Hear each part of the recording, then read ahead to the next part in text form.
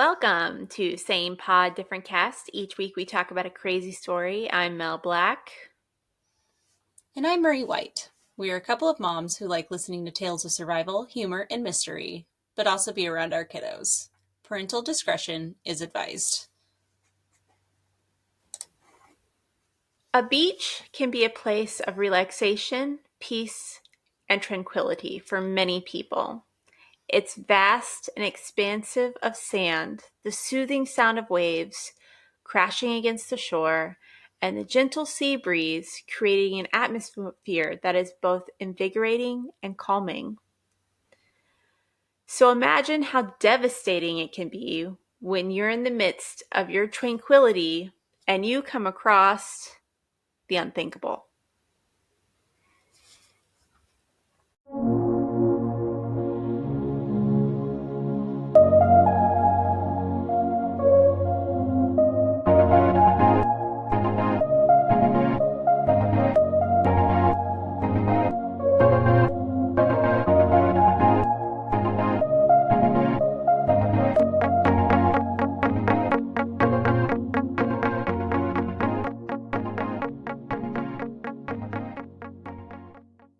Is this another tsunami video, Melinda? Because I'm gonna kill you.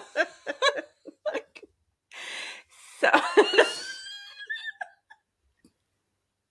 I feel like you are just torturing me. no, it's not a tsunami video. Okay. It's like, I can't handle this. Yeah. Okay. I don't even know where to go from there. I'm so happy sorry, with how on it that happened. side note, I'll let you collect yourself while I tell you this really quick story. I was watching this video on Instagram and it was a tsunami video, and I was terrified because it was like this wave got as high as this hotel, which was like a very tall hotel, and then I realized it was AI because a car went into another car and like went out the other side of the video. I was like, oh, okay, that's not real. Okay. AI is so creepy. It's so Terrifying. creepy. Okay, let's get going. Okay, so the thing that you come across that's going to instantly kill your tranquility. Think about what that would be, Marie. Okay, if I had to come across something other than noticing something, but I like stumbled upon across something, it would be a dead body. Like that's the only thing that like I can think of if I'm talking about on the beach. Well, I mean, you're not far off. Okay. Oh, awesome. Imagine the devastation when you come across a beached whale. Now, it is not as uncommon as you think. Whale strandings or beachings occur worldwide, with an estimated 2,000 stranding events reported each year. While most strandings result in the death of the animal, they are not a widespread threat to whale populations as a whole. Now, there are quite a few contributing factors to why this would happen, some being confusing coastlines, human interactions, and sickness or injury. There is a difference between a beached or stranded whale and a drift whale, just so you know. I've never even heard the term drift whale. So what is that? Okay, so beached or stranded whales is everything I just described to you. A Okay. drift whale is an already deceased whale that has floated onto the ocean until eventually it reaches land. Gotcha. Yeah. And actually, I kind of said that weird. It's floating in the ocean until eventually it reaches land. It's not on top. And that's exactly what happened on November 9th of 1970 in Florence, Oregon, when a 45-foot long deceased sperm whale washed ashore.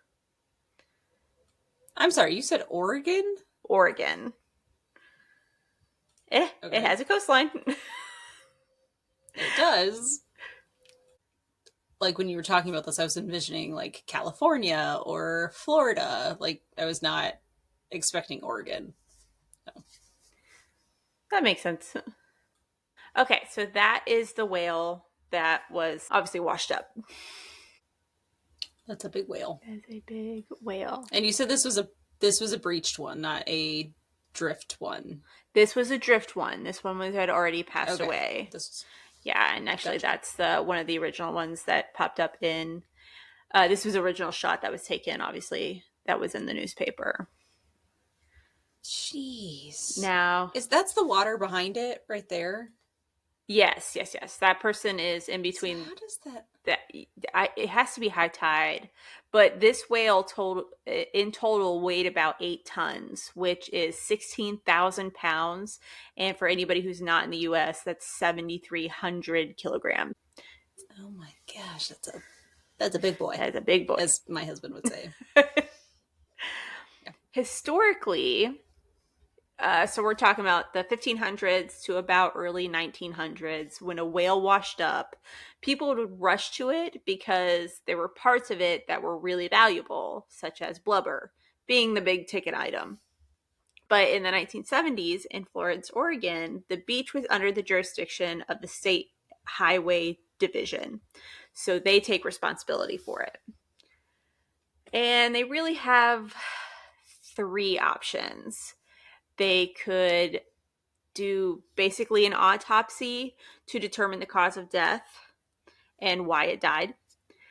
They could gradually take it apart and dispose of the whale, or they could blow it up and hope that the smaller pieces would be taken away by scavenging animals. And after consulting with the U.S. Navy, Marie, do you want to guess which one they chose to do? They blow it up, don't they? They blow it up.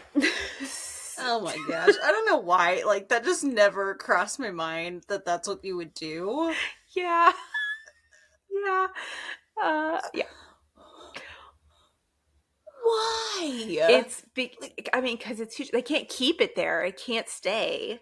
It's Well, I know, but I feel like obviously it's a big animal. I get that. And so, like, but I don't know. Maybe it's just a little bit more humane to not blow it up. I don't know. Like, I just feel weird about it. That makes me feel icky. yeah. Yeah. And this was set to go off on November 12th. Surrounding area made a big deal of this. People came out to witness the event. They did sales around town. Like, for example, one guy had bought a car in a whale of a deal sell, and he drove that car to the beach that day. Paul Lindman of KATU TV from Portland, Oregon, was there to document the event. And after getting the all clear at 3:45 p.m., they detonate. I'm just gonna say, I go to this yard sale thing every year. They do it like twice a year in the area that we live in, Yeah, and it's called a whale of a sale, and I'll never think of it the same way again. true, true. Oh my god, do you have a video of it?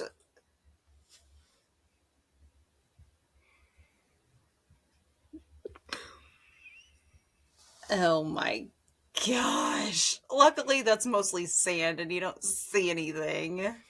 Here's where they might have done something wrong. So, George Thornton, the engineer in charge of the operation, didn't know a whole lot about dynamite.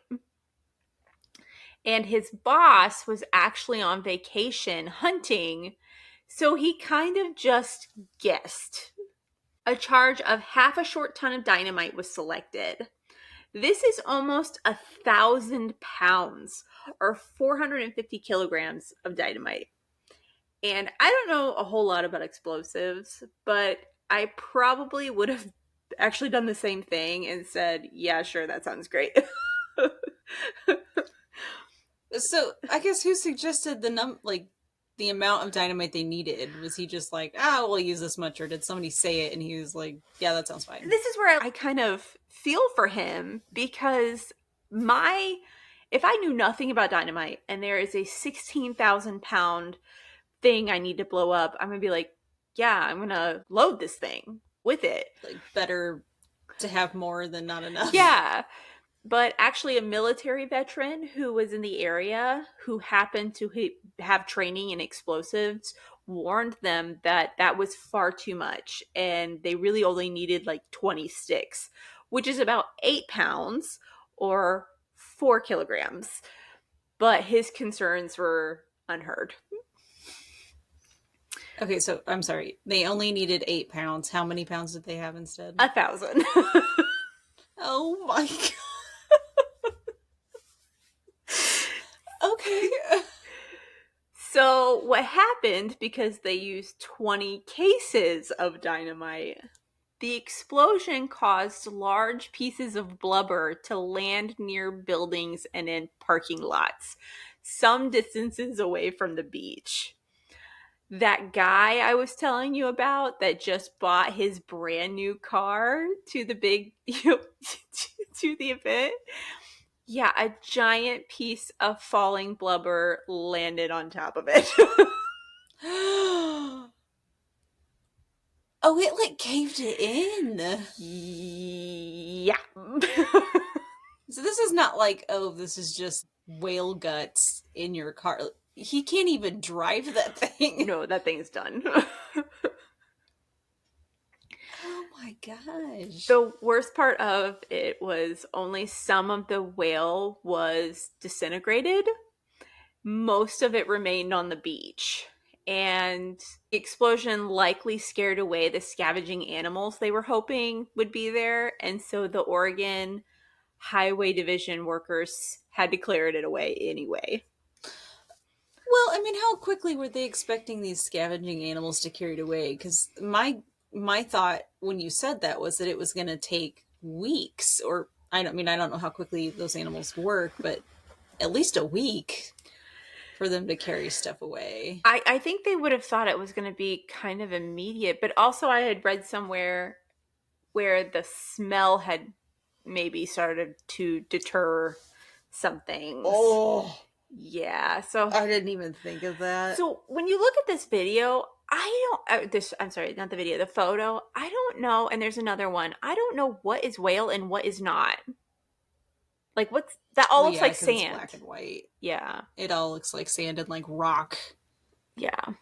But I mean, considering the picture that you had shown before with the whale and that sand is really smooth, like this almost looks like they're in like the desert in Nevada kind of thing Mhm. versus the beach picture you had showed me earlier. Mhm. True. True. They definitely learned their lesson, though, in this, because in 1974, when 41 sperm whales were beached, state park officials burned and buried them. They did not attempt to do this again. 41? 41, yeah. No one was harmed, but this event has lived on in Florence, Oregon, to the point where they showcase the bones of the whale in a local museum, and they now have a park named after it. Marie, you want to read the park name? Oh my god. Exploding Whale Memorial Park. It, That's a bit crass. they didn't even name the whale. They just. Oh my god. That's the worst part of it for me. Yeah. They could have named it something. Yeah, something. Exploding Whale Memorial Park. Well, if I'm ever in Oregon. If you're ever in Oregon. Sorry. So upsetting. The mascot sitting on the fence there is He's a great he's touch. good, yeah. Yep. Now, this is not the only place where a whale has exploded. Just so you know. It's January 29th, 2004, in Tanwin City, Taiwan, and a sperm whale has washed up onto shore.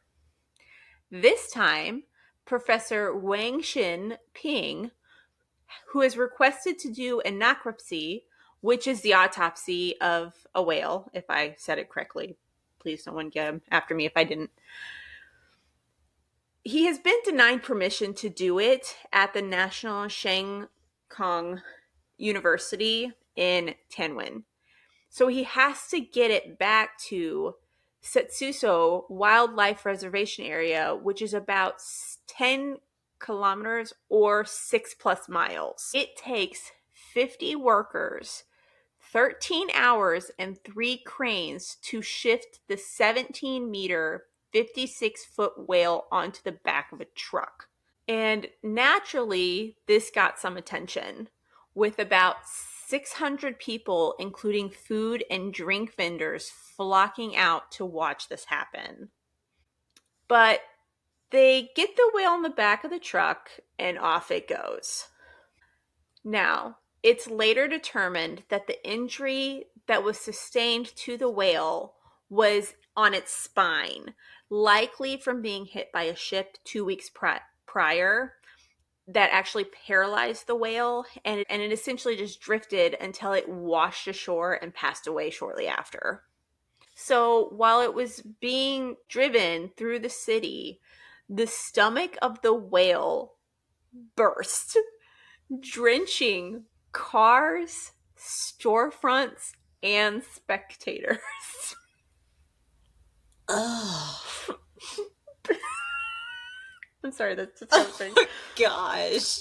Professor Wang Xingping later explained that it was just gas buildup in the stomach that naturally happens with decomposition. No one was harmed, but everyone did have to take a shower. Oh. Multiple showers. It was marked to be the largest whale to ever wash up in Taiwan. And throughout the following year, Professor Wang completed a bone and organ presentation that remained on display in the Taijing Museum, I think up until this day. So, thoughts? Yuck. Yuck. That's what I got. Yuck. That just makes me kind of sad. Like it to me, it seems a little bit more humane to what we do now, which is the burning them and burying them thing. Mm-hmm. But why the exploding? Like the one where they're driving it, the one that happened, what you said in Taiwan, Mm-hmm. that is an unfortunate event. Like, I mean, Yeah. that they have a very large stomach, the amount of gas that would have to build up in that over time, it was bound to happen. Mm-hmm. It just sucks that it happened while it was in transit. Yeah. But the purposely blowing it up it sounds awful. Like, it does, because I still feel like they would have had to clean up the bigger pieces and stuff. They were gonna have to do that anyway, so why not just do that in the first place? yeah, just slightly bring it apart and then dispose of it that way. I don't know. Yeah, if they only used 8 pounds, it wasn't gonna blow up as much as it did with the 1,000. I mean, it probably wouldn't have gone as far, but they were still gonna have to clean it up. So why, at least if you're cutting it apart and moving it, you know where every piece is and can move it strategically rather than blowing it up and then have to go find it. Yeah, that's true. Like, it just seems the more humane to just dispose of the animal in not such a crass way, like let's just explode it into a million pieces rather than like being. Yeah, I'm glad there is a memorial. I'm glad that they didn't just like they took a chance for it to be educational, to put stuff in museums and to create a memorial park. But I mean, Yeah, but that almost seems like they're feeding into the joke of it rather than, like, you're right. It would have been better if they would have named the animal and then named the park after the animal. yeah, that's true. But do you want to name him, or I don't? It's not on us. We can't name him. It's not on us. I wouldn't. Yeah, I don't know.